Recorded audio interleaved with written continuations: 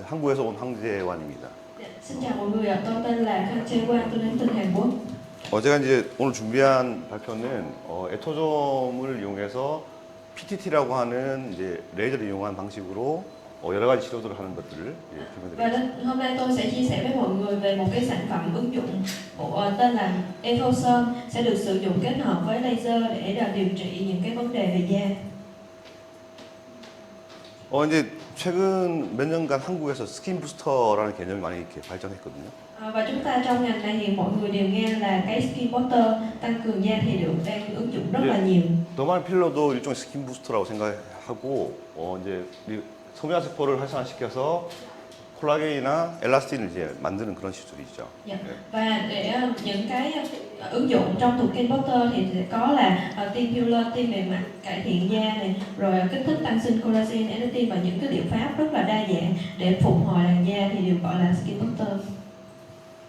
그래서 이제 그 스킨 부스터가 뭐 우리 인젝션이 가능하냐, 가능하지 않냐, 그리고 자가 유래냐, 합성이냐에 따라서 이렇게 많이 나누게 됩니다. Và những cái sản phẩm skin booster này chúng ta có thể sử dụng bôi lên da hoặc chúng ta có thể sử dụng những đường dẫn nào đó khác như là tiêm bôi hoặc là đưa vô thì mọi cái thứ chúng ta kết hợp rất là nhiều chất. 근데 그 주사가 가능한 건 주사를 하면 되지만 주사가 불가능한 이제 제품들은 어떻게 침투를 어떻게 시킬 것이냐, 그래서 레이저나 뭐 초음파 같은 걸 이용하게 되죠. Dạ. Khi mà ứng dụng một sản phẩm trong dòng skin booster thì chúng ta sẽ chú ý có những cái sản phẩm chỉ định được phép tiêm trong da và có những cái sản phẩm là chỉ được dùng ngoài da thôi, nó không được sản xuất ra để tiêm được, thì đó là điều chúng ta cần lưu ý. 그래서 이제 그 초음파나 뭐 다른 레이저로 침투시킬 때 중요한 게 우리 피부 장벽을 어떻게 통과할 것이냐 중요하거든요. Dạ. Và với chuyên đề ngày hôm nay nội dung chính đó là ứng dụng sóng siêu âm trong thẩm mỹ nội khoa. Thì trong thẩm mỹ nội khoa và da liễu thì cái chúng ta cần quan tâm đó nữa là cái hàng rào bảo vệ da. 그래서 이제 피부 장벽을 통과하는 이런 구조물들을 많이 이렇게 개발했는데 우리가 잘 알고 있는 라이포점이 있고 에토점도 이중 지질막으로 그 중에 일부라고 생각하시면 됩니다.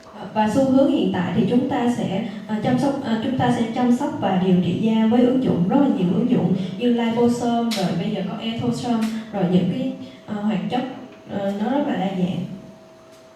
이제 에토점의 특징이 있는데 이 특징이 뭐냐면 다른 것들에 비해서 이 이중 지질막 구조 안에 친수성, 소수성 물질을 둘 다 포집을 할 수 있어요. Và cái ethosome là cái ứng dụng mà sản phẩm nó ứng dụng từ công nghệ nano, nó dùng những cái vi hạt mà có vừa ứng dụng những cái chất tan trong những chất ưa dầu và những chất ưa nước. 보통 이제 우리 친수성 물질들이 통과를 못 하는데 친수성 물질만 우리가 쓰려고 하는 유해 물질이 아니고 소수성 물질도 같이 이제 집중시킬 수 있는 거죠. Chúng tôi sẽ sử dụng những cái hoạt chất này tạo ra những cái vi hạt để làm sao nó đưa vào bên trong da đến cái mục đích mà mình mong muốn vào bên trong thì mới được. 대체적으로 침투하는 과정을 보면 이 에토점의 이중 지질막에 에탄올이 이렇게 같이 포함이 되어 있습니다. 에탄올. Và đặc biệt trong cái sản phẩm này thì chúng ta có ứng dụng để mà đưa nó vào trong tốt hơn thì chúng ta có ứng dụng vào ethanol là vào cồn. 보통 이제 에탄올들이 피부 장벽을 이렇게 부드럽게 만드는 거죠. Nghe thì có vẻ là chúng ta sẽ đặt câu hỏi nhưng mà ứng dụng cồn ở đây để nó phá hủy cái liên kết bề mặt. 그래서 통과를 하고 피부 안에서 특히 우리 진피 쪽에서도 이런 유해 물질들을 침투를 시킬 수 있어요. Để mà cái mục đích phá hủy cái liên kết bề mặt để mục đích là đưa cái chất chúng ta mong muốn vào sâu bên trong da và đúng cái lớp mà chúng ta mong muốn. 그래서 이제 특별한 우리 초음파나 이런 거 없이도 침투를 하기 편한 바르기만 해도. Thường chúng ta sẽ sử dụng cái trang thiết bị hỗ trợ, có thể là sử dụng sóng siêu âm để đẩy dưỡng chất vào bên trong, và nếu mà không có trang thiết bị hỗ trợ thì chúng ta sẽ có thể sử dụng cái ethosome này để mà đưa nó vào bên trong trực tiếp luôn. 그래서 이제 오늘 제가 소개할 에토존 PTT 구조고요. Và đây là cái công nghệ mà chúng tôi tạo ra ethosome, nó sẽ tạo ra lớp vi hạt. 제일 바깥쪽에 있는 에토점은 피부 장벽을 통과하는 데 사용되고요. Và mọi người có thể là cái lớp đầu tiên là nó sẽ giúp chúng ta thẩm thấu, rất là dễ thẩm thấu vào trong da. 중간에 있는 이제 골드 나노 파티클과 이제 플래티넘 나노 파티클은 레이저와 반응해서 효과를 증가시키는. Và chúng tôi có đưa những cái sợi vi hạt của phân tử nano theo kiểu nano của hạt vàng bạc thì chúng ta để mục đích là nó sẽ phản ứng với laser sinh nhiệt với laser sau khi mà chúng ta đưa cái chất này vào trong rồi. 그리고 가운데 있는 에토점은 그 안에 우리가 원하는 유해 물질들을 넣어서 피부 안으로 깊이 침투시키는 거예요. Và ở trong cùng nữa khi mà cái công nghệ nano bao gói lại thì ở trong cùng nó là những cái thành tố trong điều trị, những cái thành phần chính mà điều trị từng cái yếu tố, từng cái bệnh lý của da theo mong muốn thì chúng ta sẽ đưa chất riêng. 그래서 이제 대체적으로 다시 보면 에탄올이 피부 장벽을 연하게 만들어서 침투를 시키고요. Và có thể dễ hiểu là khi mà sử dụng ethosome như thế này thì chúng ta sẽ ban đầu là cồn nó sẽ tác động đến bề mặt của da, nó làm phá vỡ bề mặt da và sau đó thì ethosome sẽ thấm sâu vào bên trong. 연화된 피부 장벽에 에토점이 침투를 해서 아래쪽으로 이제 피부 깊숙이 침투를 시키는 거죠. Và nó sẽ thấm đường dẫn của nó sẽ thấm sâu vào bên trong và đến cái mục đích cuối cùng ở tầng sâu ở trong da. 그래서 전자현미경 사진을 보면 이제 우리 컨트롤에서 이렇게 침투시키는 이후에 피부 우리 세포막 안쪽에도 에토점이 들어가는 걸 보일 수 있어요. Và đây là hình ảnh trực quan mà mọi người có thể thấy nó sẽ phá vỡ cái cấu trúc bề mặt của da để mà cho dưỡng chất nó thẩm thấu vào trong. 그리고 이제 최근에도 나온 때 문헌을 보면 에토점의 이제 이 침투 방식을 보여주는데요. Và đây là những cái tài liệu mà nghiên cứu cũng như là nhóm chúng tôi đã nghiên cứu cái sản phẩm này và ứng dụng cũng được báo cáo trên rất là nhiều tạp chí. 그래서 에토점이 이렇게 피부와 이제 퓨전이 되기도 하고 디폼이 되거나 이렇게 깨어져서 여기 보이는 기저막 아래쪽에 진피 쪽에도 이런 유효 물질들을 침투를 시킬 수 있습니다. Và đây là mọi người có thể hình dung, nhìn cái hình này mọi người có thể hình dung một cách rõ ràng nhất là cái ethosome với cái nồng độ với một phần cồn ở bên trên thì nó sẽ làm lỏng lẻo cái cấu trúc của bề mặt, sau đó là nó sẽ gãy vỡ những cái hạt nhỏ và thẩm thấu bên trong và cuối cùng cái chất mình muốn đưa vào trong da thì nó lại đến đúng cái mục đích mà mình mong muốn. 이제 다음 말씀드릴 거는 이제 PTT라는 개념인데요. PTT. Và tại sao được gọi là PTT? PTT는 이제 포토서멀 세라피라고 해서 광열, 그러니까 빛이 가서 열을 내는. PPT nó là ứng dụng thì mọi người sẽ làm laser sẽ thường nghe rất là nhiều về từ này, thì nó là ứng dụng một trong những cái quang nhiệt và phản ứng.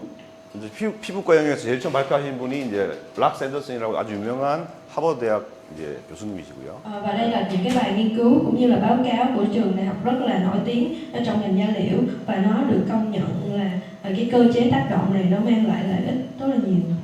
근데 이제 PTT는 피부과형에 사용하기 전부터 그 암 종양 치료에 사용했었어요. 암 종양. 그러니까 피부과형에 사용하기 전에 종양 치료, 암, 튜머. Dạ. Thì cái công nghệ mà gọi PPT này thì trước khi mà chúng ta ứng dụng vào da liễu thì đã được sử dụng từ rất là nhiều trong y khoa khác rồi, thậm chí là trong điều trị về ung thư. 그래서 이제 종양 부위에 빛에 반응하는 물질을 주사를 하고 레이저를 조사하게 되면 이 주변만 온도가 올라가서 선택적으로 파괴하는 거죠.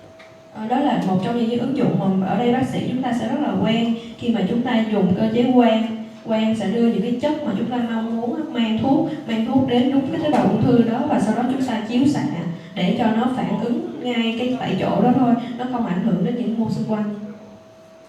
이제 피부에서 어떻게 사용하냐면 이렇게 이 나노 파티클을 바르고 초음파로 이제 침투시키면 이렇게 모공을 통해서 모낭에만 침투가 됩니다.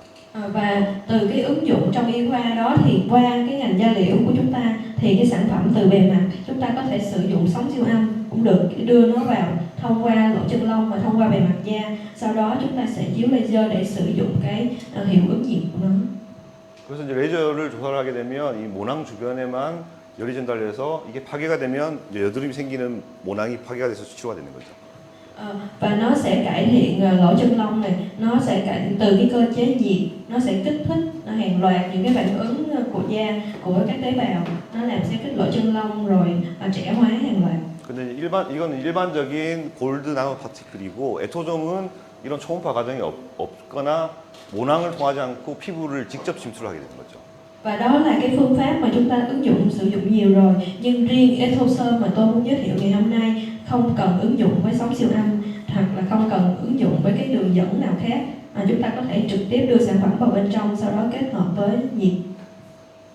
그래서 이게 뭐 조금 어려운 개념이긴 한데 금속 나노 파티클보다 파장이 길면 이런 현상들이 이제 바이브레이션이 생기면서 열이 발생하게 됩니다. 금속 크기보다 긴 파장에 레이저를 비춘대요.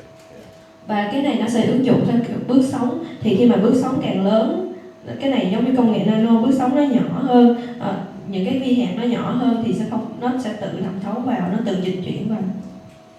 그래서 이제 파장에 따라서 이렇게 흡수가 잘 되는 파장이 있는데 주로 동양인들은 1064 파장, 우리 뭐 Q 스위치 엔디약을 사용하십니다. Và những cái bước sóng thì chúng ta sẽ lựa chọn những bước sóng phù hợp, giống như là qubit NDJAK, những cái bước sóng 그래서 이제 우리가 타겟 온도가 60도 이상을 하게 되면 파괴를 하는 거고요. Và khi mà chúng ta muốn tác động nhiệt thì chúng ta cũng phải coi lại cái nhiệt độ mong muốn để mà đạt được cái mục đích của chúng ta. 그 따뜻한 정도인 42도, 45도를 하게 되면 피지선을 조율하거나 이제 우리 피부를 콜라겐 회복하는 정도. Và với nhiệt độ khoảng từ 42 đến 45 độ C như thế này thì nó sẽ kích thích đến collagen. 그래서 이제 에토존 PTT는 세 가지 라인이 있습니다. 여드름, 미백, 그리고 탄력에 대한 게 있어요. Giống như lúc nãy tôi nói thì cái hoạt chất chính nó nằm ở trong cùng lõi của hạt ethosome này, nó sẽ có chia làm 3 dòng. Thứ nhất là có thể dùng để điều trị mụn, thứ hai là ứng dụng điều trị về melasma nám, sắc tố, và cuối cùng là để điều trị về nếp nhăn, trẻ hoa da. 근데 여드름 라인의 유해 물질을 보게 되면 이렇게 여드름 치료에 필요한 물질들이 있고요. Đó là những cái thành phần chính trong lõi nó thì sẽ có những cái hoạt chất để đặc trị những cái vấn đề về mụn. 이제 우리가 전통적으로 여드름 치료할 때 이런 이제 뭐 약물이나 주사나 뭐 레이저를 사용할 수 있습니다. Và chúng ta thì theo cái phương pháp truyền thống, chúng ta rất là đa dạng phương pháp để mà có thể điều trị được mụn, như là dùng thuốc, rồi tiêm, rồi sản phẩm bôi, rồi dùng máy công nghệ laser, rồi máy móc các loại ánh sáng. 보통 이제 여드름 생긴 원인이 네 가지인데 피지선 증가나 우리 면포 그리고 피아크네라는 균 그리고 염증을 치료하는 약물들이 이렇게 많죠. Và thường đây là những cái mà bác sĩ da liễu thường kê đơn và phân loại theo bệnh lý của mụn. Thì tùy theo bệnh lý mụn là đang mụn có khuẩn mụn, mụn viêm hay là bất kỳ vấn đề nào, chúng ta sẽ kê theo thuốc. 그리고 이제 레이저를 사용할 때는 아까 말씀드린 것처럼 균을 죽이거나 피지선을 조율하는 그런 효과를 내게 됩니다. Và đối với mụn mà có khuẩn Piaget thì thường chúng ta sẽ tác động cơ thể nhiệt để sử dụng những cái nhiệt và loại ánh sáng để tác động với vi khuẩn này để kiểm soát được cái hiện tượng mụn. 그런 것에 특별한 영역이 이제 오늘 발표하는 PTT가 아닌 PDT라고 하는 광역동 치료라는 게 있어요. Và chúng ta thường sử dụng cái công nghệ là gọi là ánh sáng sinh học trong điều trị mụn, PDT, hoặc là dùng thuốc kết hợp. 근데 이제 말이라고 하는 물질이나 알라라고 하는 물질을 바르고 이렇게 레이저를 비추게 되면 이제 여드름이 치료되는 방식이죠. Và sử dụng kết hợp với công nghệ ánh sáng sinh học này thì thường dùng những cái hoạt chất, chắc là ở đây những quý bác sĩ chúng ta cũng biết rõ rồi, là MAN hay là LE. 근데 문제는 이제 이렇게 홍반이나 뭐 부종 같은 여러 가지 부작용들이 많이 생겼었어요. Và thật sự là một phương pháp nó đều có ưu và nhược điểm, và nó cũng sẽ có những cái tác dụng phụ nhất định, có thể là gây bị hồng ban kéo dài, bị kích ứng đỏ. 근데 우리 에토존 PTT의 성분이 레볼리닉 애시드라는 게 있는데 이게 아까 보여드렸던 알라의 성분이거든요. Và đối với ethosome thì có điểm gì khác, nên cái hạt mang, cái lõi của cái chất của nó sẽ đi vào sâu bên trong, và chúng tôi cũng ứng dụng những cái thành phần mà nó có thể điều trị hiệu quả mụn. Thì thành phần trong này sử dụng chính đó là ALA. 그래서 자연스럽게 PDT 효과를 내면서 우리 여드름 치료 물질도 있고 우리 PTT 효과를 동시에 낼 수 있어요. Và kết hợp giữa hai cơ chế, vừa có thuốc để mà điều trị mụn, vừa có kết hợp được cơ chế nhiệt khi mà chúng ta kết hợp sử dụng với laser. 그래서 뭐 치료 과정은 이제 나중에 보시면 아시겠지만 상당히 간단한데, 얼굴 클렌징하고 압출하고 바른 다음에 초음파 연동을 할 수도 있고 안 할 수도 있고요. 그리고 레이저를 비추고 이제 마스크팩하고 이렇게 마무리 하십니다. Và đây là quy trình thực hiện, thì sẽ làm demo thực tế, và ở đây mọi người có thể xem qua một cái quy trình của nó cũng khá là đơn giản. có làm mặt, sau đó là đi aerosol, sau kết hợp với laser rồi phục hồi làm mát. 그래서 특별한 어떤 뭐 기술적인 면을 요하지 않고 쉽게 할 수 있죠. Và đặc biệt là với cái liệu pháp này chúng ta làm nó khá là đơn giản, nó không cần phải thủ thuật cao cấp khó và cũng không cần hỗ trợ gì trên thiết bị nhiều. 이제 보통 이제 레이저를 비출 때 원래 원 논문에는 이제 800대 파장을 사용했었는데 Và khi mà chúng ta muốn đạt được đạt được đến cái mục đích nhiệt độ nhất định thì chúng ta sẽ kết hợp với laser và thông số thường chúng ta sử dụng như thế này. 근데 이제 흑광도 때문에 우리 동양인 피부에는 잘 안 맞아요 이게. 동양인 피부에는 잘 안 맞아서 이렇게 사용하지 않는다. Và chúng ta tất nhiên là khi mà sử dụng laser thì không phải là thông số, đây là thông số cơ bản thì chúng ta phải coi đúng theo cái tình trạng bệnh lý này, tình trạng da của bệnh nhân và chúng ta sẽ đưa vào trong da để có cái nhiệt độ phù hợp. 그래서 보통 이제 아까 말씀드린 것처럼 1064 파장을 주로 이용을 하고요. Và một cái loại laser mà quen thuộc nhất đó là ENIAC 1064. 그래서 이제 이건 롱펄스 엔디아그 레저인데 이런 정도의 파라미터를 사용하면 여드름이 생기는 모낭을 파괴를 하는 거예요.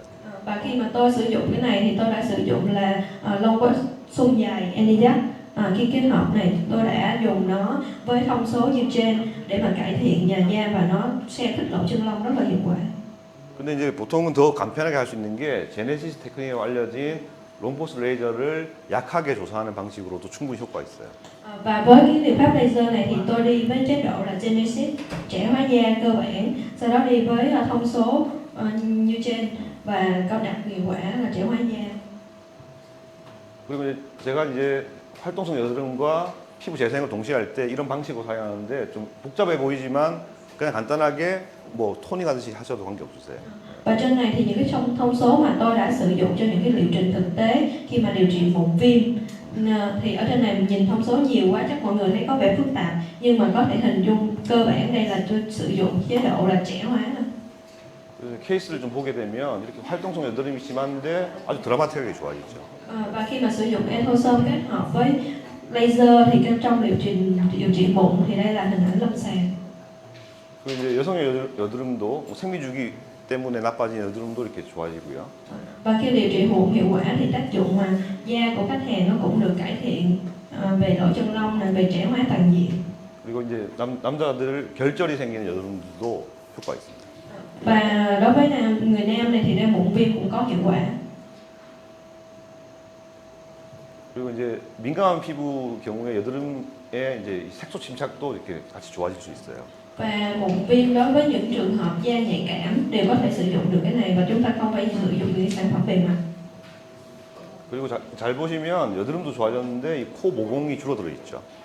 Và chúng ta có thể nhìn rõ đây, ở đây là có khách hàng có mụn và lỗ chân lông to và những cái mụn đầu đen đó. 그래서 이제 피부 회복, 피부 재생에도 효과가 있는 거죠. Và nó sẽ làm cải thiện và trẻ hóa da toàn diện. 마찬가지로 코 모공이 많이 줄어들어 있고요. Và mọi người có thể thấy là da hồi phục sau một liệu trình.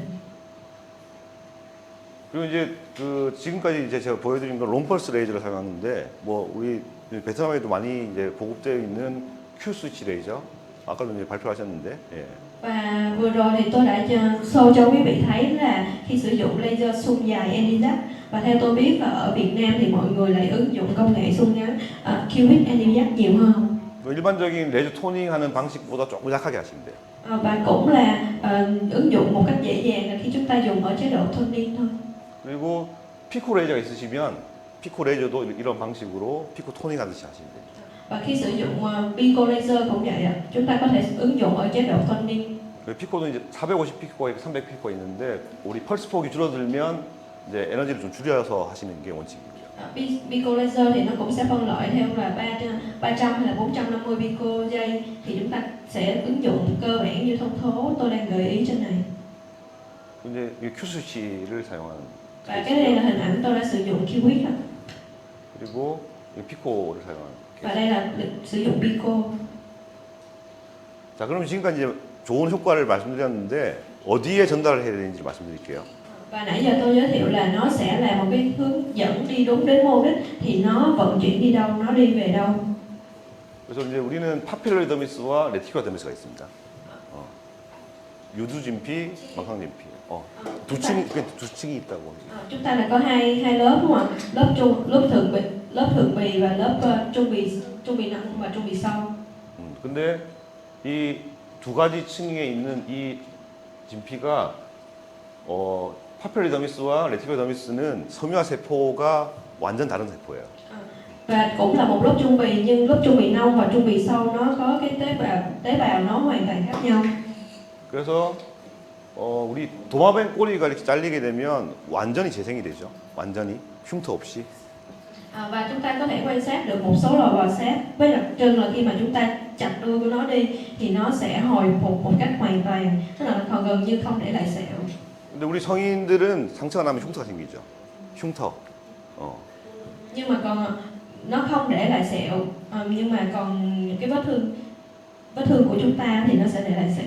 그래서 이제 파피로더미스라 불리는 이런 상부 진피 쪽에 섬유화 세포를 자극을 잘 하게 되면 도마뱀 꼬리가 재생이 된 것처럼 흉터가 없이 재생을 할 수 있습니다. Và nó có đặc trưng là bởi vì cái lớp trung bì sâu của nó có cái đặc tính là nó được hồi phục một cách hoàn toàn, cho nên nó không có để lại sẹo. 그래서 결국 이 파피로더미스라고 하는 상부 진피의 가장 중요한 깊이가 0.3mm, 그러니까 0.300 마이크로미터, 0.3mm예요. Và cái độ sâu của cái lớp trung bì nông này thì khoảng là 0.3 mm. 좀 우리가 그 300이 중요한데 노화가 됐을 때도 이 파피로더미스의 두께와 섬유화 세포가 많이 줄어듭니다. Và khi 노화가 되었을 때 상부 진피의 두께가 줄고 섬유화 세포가 줄어드는 거예요.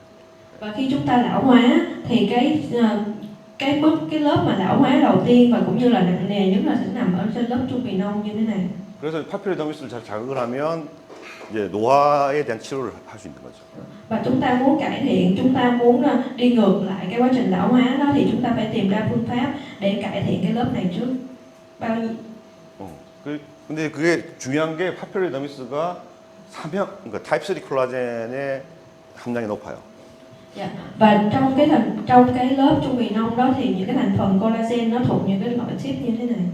그 차이가 뭐냐면 우리 태아의 조직들은 도마뱀 꼬리처럼 다 재생이 되거든요. 흉터 없이. Và chúng ta biết là trong thành phần collagen của người chúng ta có những cái thành phần collagen mà sinh ra được kích thích tái tạo được, có những thành phần là sẽ không có tự tái tạo được. 성인의 파피로더미스에 콜라겐 타입 3가 많은 것과 우리 태아 조직에 타입 3가 많은 게 동일합니다. 그러니까 우리 상부 진피의 콜라겐 타입과 태아 조직의 콜라겐 타입이 동일하기 때문에 거기를 잘 자극을 하면 흉터가 없이 재생할 수 있다는 거예요. Và chúng ta làm sao để mà kích thích cải thiện collagen ở cái lớp trung bì nông như thế này để nó sinh ra nhiều collagen loại 1 và loại 3 thì để nó sẽ giúp cho chúng ta lành thương một cách hoàn toàn. 그래서 이제 이건 에토좀 사용은 아니고 제가 이제 니들 RF라는 장비를 가지고 악화된 남성형 기미를 치료하는 건데. Và khi nói về cái quá trình lành thương á, thì cái này không phải sử dụng Etosom mà tôi đã dẫn xuất về cái sử dụng về RF needle. 그래서 파피로더미스 치료를 잘 하고 나서 이렇게 레이저 2번 정도 만에 이런 드라마틱한 반응을 보일 수 있어요.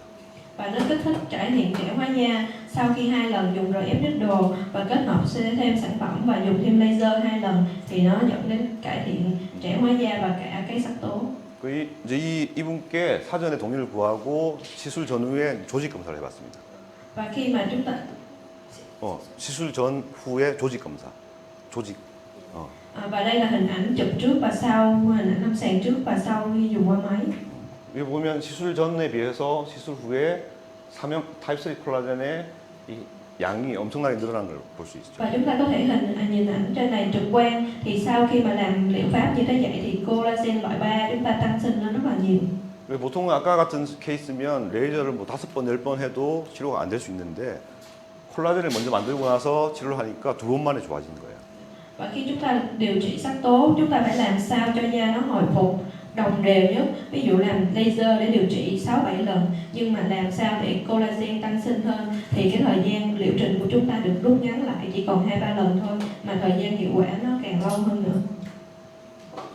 그래서 그러면 이 300 마이크로미터 지점에 어떻게 침투를 시킬 것인지를 설명해 드리겠습니다. Và lúc nãy vừa nói thì cái điều quan trọng mà chúng ta cần đến đó là 0.3 mm thì làm sao để cho nó đi vào đúng cái chỗ đó. 그 아까 말씀드린 것처럼 에토점 자체가 침투에 용이한 구조물이고요. Và enthosome thì hồi nãy tôi đã có giới thiệu về cơ chế của nó rồi, nên là nó loại bỏ cái lớp bề mặt da, nó sẽ tự thấm sâu vào bên trong. 그 주로 많이 하고 있는 초음파를 사용할 수 있고요. Và một cái liệu pháp khác là chúng ta có thể sử dụng để đến cái mục đích đó là sử dụng sóng siêu âm. 그리고 대기압 콜드 플라즈마를 활용할 수 있습니다. 콜드 플라즈마. Và chúng ta sẽ sử dụng lớp plasma lạnh. 그리고 마지막으로 카이저 300이라는 특수한 CO2 프랙셔널 레이저를 사용할 수 있습니다. Và cái cuối cùng chúng ta có thể sử dụng để đưa vô cái mục đích đó là sử dụng Kaiser 300. Thì cái này là một dòng laser CO2 nhưng mà điểm đến của nó chỉ dùng phục hồi da. 그래서 아까 보신 것처럼 에토점은 이런 메커니즘을 통해서 침투를 해서 진피층까지 전달할 수 있고요. Và một lần nữa mọi người nhìn hình lại cái hình này thì chúng ta sẽ thấy là cái mô đích của chúng ta là aerosol nó sẽ đi đến cái dưới cái nút trung bình. 초음파를 보게 되면 우리가 주로 쓰는 초음파들은 이렇게 메가헤르츠 대역의 고주파예요. Sóng siêu âm thì nói chung sẽ có rất nhiều loại, để mà đẩy dưỡng chất vô thì chúng ta sẽ chọn những cái loại mà có tần số phù hợp. 근데 실험적으로는 30에서 40 kHz 대역의 저주파 초음파 대역이 고주파보다는 1000배 정도 이런 이게 캐피테이션을 만들면서 1000배 정도 더 전달 잘해요. 1000배. 그러니까 LDM이 있나요? 주로 쓰시는 고주파 대역의 초음파보다는 저주파 대역의 초음파가 1000배 정도 더 전달을 잘해요. 침투. Và khi sử dụng sóng siêu âm như thế này, sóng siêu âm cao tần nó sẽ đưa cái dưỡng chất thẩm thấu tốt hơn, giống như trên hình chúng ta có thể thấy tốt hơn gần 1000 lần. 그리고 이제 제가 세 번째 말씀드릴 게 대기압 콜드 플라즈마라는 플라즈마 장비를 사용하는 건데. Thì đây là có những cái bài nghiên cứu cũng như là ứng dụng sử dụng plasma lạnh để mà điều trị tại cái mục đích mong muốn. 초음파가 이렇게 데스모즘이라고 하는 구조를 일시적으로 끊어내게 되고 세포간 지질을 이렇게 길을 만들게 되는 거죠. 그러니까 데스모즘을 끊고 세포간 지질에 길을 만들어 준다. Và sử dụng cái plasma lạnh này mục đích đó để là cắt đứt cái liên kết của desmosome bề mặt, sau đó là sẽ đưa dưỡng chất vào bên trong. 그래서 아까 보여드렸던 에토점의 메커니즘과 아주 시너지 효과를 낼 수 있어요. 시너지. 궁합 좋다 해야 되나? 네? 상승. 상승 효과. 동시에 사용하면 효과 더 좋아요. 네. Và nếu mà sử dụng cái liệu pháp này mà kết hợp chung với lại ethosome thì hiệu quả của nó sẽ tốt hơn, chứ hai cái kết hợp thì sẽ hiệu quả tốt hơn. 저는 이제 제가 쓰고 있는 휴대용 포터블 플라즈마고요. Và đây là một trong những cái trang thiết bị mà ứng dụng để dùng plasma lạnh. 그리고 이제 카이저 300이라는 이제 네 번째 CO2 프랙셔널 레이저인데. Và hồi nãy cái số 4 tôi có giới thiệu, đây là một máy thiết bị tên là Kaiser 300. 제 영어 미들네임이 카이저거든요. 제완 카이저 황. Và tên của tôi, tên tiếng Anh tên là Juan Kaiser.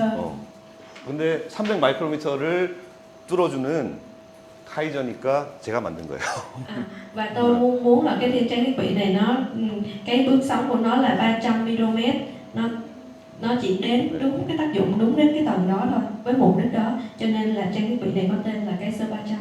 그래서 일반적으로는 이렇게 한 번에 길게 열 손상을 주게 되는데 짧게 끊어서 딱 300 마이크로미터만 이렇게 뚫어주는 거죠. Và đối với những cái công nghệ khác về ứng dụng về laser thì nó có thể đi sâu, nó sẽ tác động nhiệt nông sâu được, và riêng cái con này tôi chỉ muốn là mục đích của nó là đi tác động đúng theo cái 3 mm thôi. 조직 검사에서도 이렇게 300 마이크로미터 뚫리는 걸 확인했고요. Và trên này là hình ảnh khi mà sau khi sử dụng Kaiser 300. 그리고 우리 휴먼 스킨 인비보에서도 거의 300 마이크로미터 뚫리는 걸 이렇게 확인했어요. Và đây là mọi người có thể thấy là sau khi mà sử dụng là cái 그리고 주변의 열성 상황을 최소화시켰고요. và cái tổn thương này nó được lấp đầy lại. 그래서 케이스를 보게 되면 시술 전이고 시술 직후 이렇게 홍반이 좀 생겼습니다. Và sau khi sử dụng cái laser này chỉ có tổn thương hơi hơi đỏ, ửng đỏ thôi, không có tổn thương quá nhiều. 그리고 이제 스킨 부스터를 바르고요. Và sau đó thì tôi sử dụng skin butter. 그다음에 하루 뒤, Cái này là trước khi bôi. 이틀 뒤, Sau 2일 뒤, 2일 후. và sau khi 2 ngày. 그다음에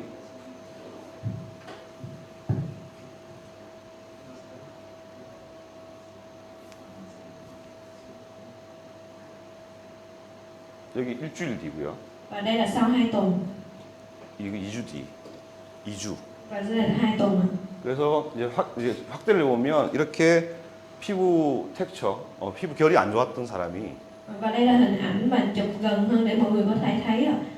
1회 시술만으로도 결이 완전히 Ở 좋아졌죠. vùng mắt thì trước khi điều trị thì da nó sẽ bị những cái vấn đề như thế này. 그리고 이제 시술을 거듭할수록 이제 3회, 5회 이렇게 점점 흉터도 좋아지고 있어요. Và nó có tác dụng là điều trị trẻ hóa da toàn diện và nó cải thiện được những cái vấn đề về sẹo, về lỗ chân lông. 그래서 그리고 이제 이런 장비를 사용하게 되면 우리가 이제 화이트닝 라인, 미백 라인이거든요. 에토좀에.